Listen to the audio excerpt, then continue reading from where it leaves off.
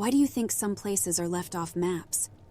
Before last month, I'd have told you that old cartographers just made mistakes, or some areas were too dangerous to chart. Now, I wish it were that simple. I got assigned to this outpost 3 months ago. It wasn't on any official duty list, and when I asked my CO about it, he just said, "Follow orders, Thompson." Its location? Nested atop a dense, remote mountain range, miles away from the nearest village. The journey there was grueling, the forest almost swallowing us whole. The outpost itself looked normal enough. It was a small wooden cabin, reinforced with metal on the outside. Inside, basic furnishings, a radio, a stock of canned goods. But here's where it gets strange. The equipment was from different eras. A kettle that looked decades old next to a state-of-the-art walkie-talkie. An old typewriter beside a sleek, modern laptop. My orders were simple. Man the station, report any unusual activity, and wait for further instructions. Weeks went by. Silence. No radio chatter. Nothing. Then, one night, I heard whispers. But there was no one else there. The whispers were unintelligible. They seemed to come from the trees, the wind, the very earth beneath my feet. I tried to shake off the feeling. Maybe it's just the mountain playing tricks on me, I thought. But then I began to find items outside my cabin door each morning. A feather, a small stone, an old photograph of a family I didn't recognize.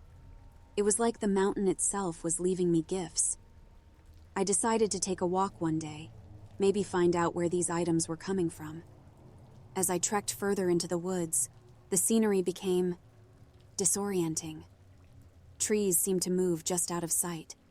The ground felt spongy and deceptive, like it might swallow me whole. Then I stumbled upon a clearing with a circle of stones. Within it was an old, withered tree. Carved onto its bark were symbols I couldn't decipher, surrounded by what looked like a list of names. My name was on it. Panicking, I raced back to the outpost. The journey back felt longer, as if the forest was stretching and warping around me. Once inside, I tried the radio, but it gave only static. The laptop? No signal.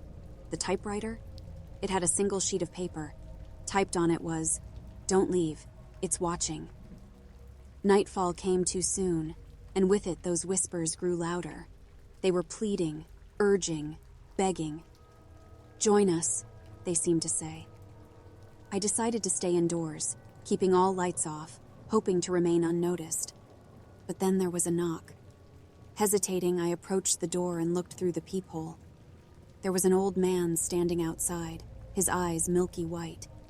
He whispered something I couldn't hear, but when I opened the door, no one was there. Just another item on the ground.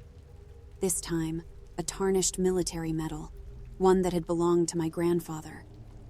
How could this be possible? Days blurred into nights. The whispers never stopped. The forest seemed to close in on me, and each day there were more items, each more personal than the last.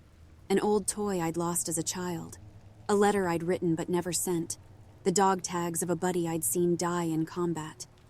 Desperation set in.